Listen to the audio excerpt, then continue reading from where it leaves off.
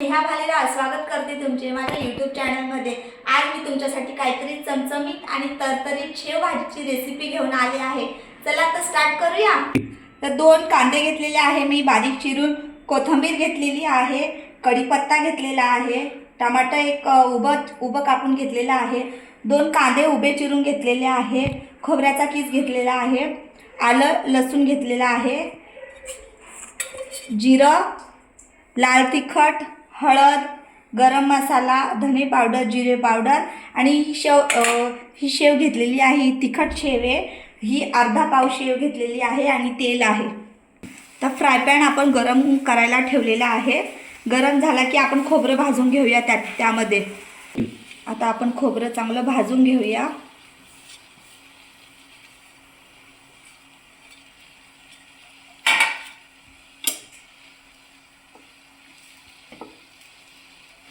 आता खोबरं चांगलं भाजून घेतलेलं आहे, काढून घेऊया आपण।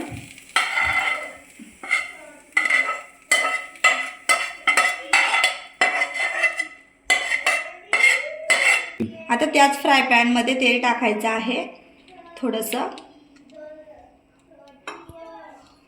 कांदा, आलं लसूण आणि टमाटर आपल्याला चांगलं फ्राय करून घ्यायचं आहे। आता कांदा टाकलेला आहे आपण, आलं लसूण टाकूया।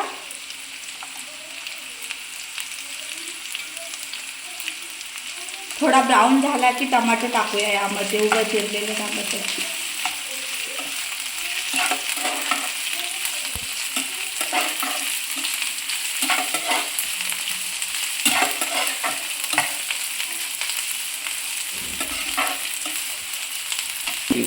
मैत्रिणींनो, तुम्हाला जर काहीतरी चमचमीत आणि तरतरीत खायची इच्छा असेल तर ही शेवभाजी नक्की ट्राय करा।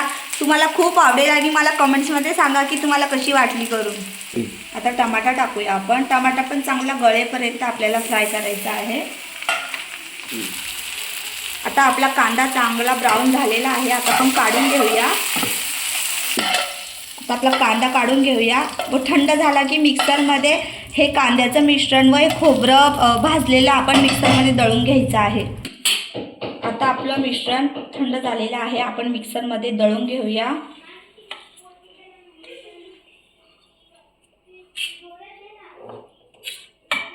थोडीशी कोथिंबीर पण ॲड करायची आहे यामध्ये।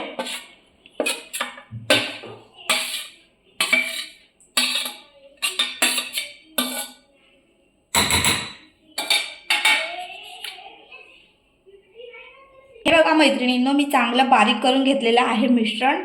चला तर आपण बनवून घेऊया शेव। तर कढई चांगली गरम झालेली आहे, आपण तेल टाकून घेऊया त्यामध्ये।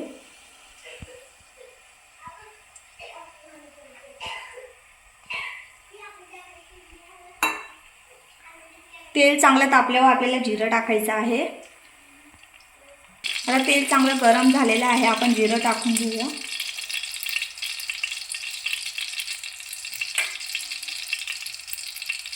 आता कांदा आणि कढीपत्ता ॲड करायचा आपल्याला।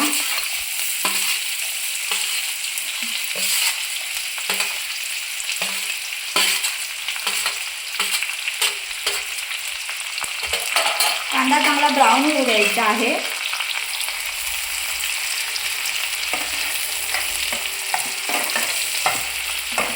आता कांदा चांगला हलवून घ्यायचा आहे, आपल्याला याला थोडं ब्राऊन होऊ द्यायचं आहे। मग आपण हे बारीक केलेलं मिश्रण ॲड करूया याच्यामध्ये।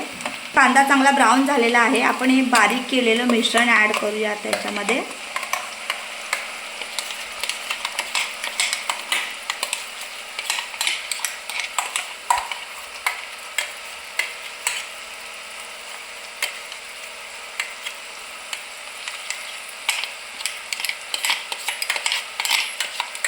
चांगलं आपण हलवून घेऊया आणि आपले मसाले ॲड करूया याच्यामध्ये।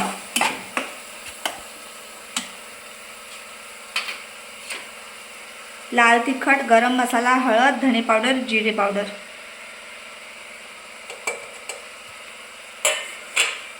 सगळे घरगुती मसाले आहे।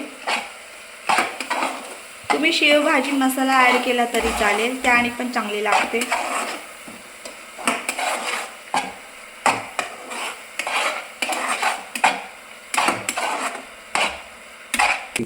आपला मसाला चांगला फ्राय होऊ द्यायचा आहे, तेल सुटेपर्यंत याला व्यवस्थित फ्राय करून घ्यायचा आहे। आणि ह्या साईडला मी गरम पाणी ठेवलं आहे, आपल्या शेवभाजीत ॲड करायचं आहे।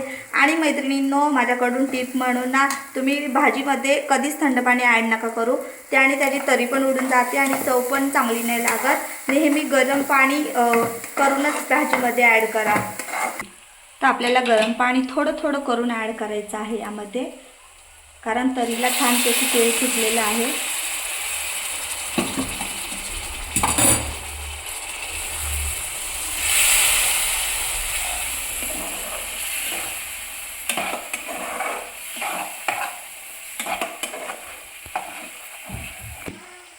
आपण थोडं मीठ ॲड करूया यामध्ये, चवीनुसार मीठ टाकायचं आहे। आता थोडं थोडं करून आपण पाणी पण ॲड करूया आता याच्यामध्ये।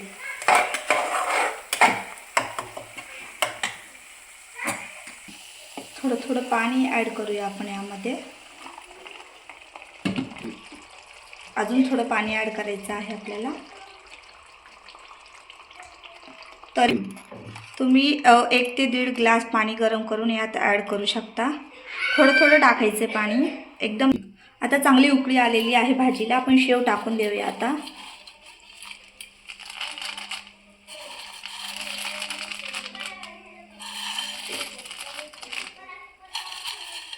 थोडी हे बघा मैत्रिणींनो, किती छान तरी सुटली आहे भाजीला। आता आपण काढून घेऊया तिला। आता भाजी काढून घेऊया आपण बाउलमध्ये आणि गार्निशिंग करूया। थोडीशी कोथिंबीर आणि थोडीशी शेव ॲड करूया।